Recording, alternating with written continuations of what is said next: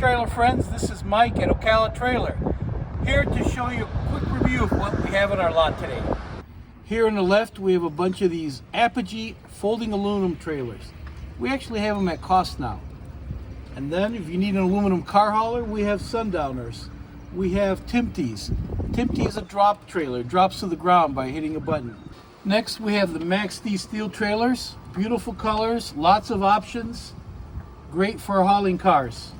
We also have Max D tilt trailers and big equipment trailers like this big 40-foot mama that is already sold. We also have the Max D roll-off trailers, and the bin on this one is 30 yards. That's a lot of capacity.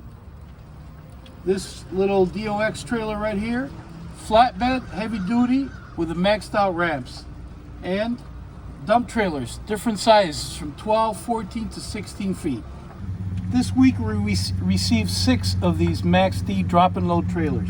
They still have Texas mud on them, but in a few days they'll be nice and shiny and on our website. We have roll-off trailers and bins.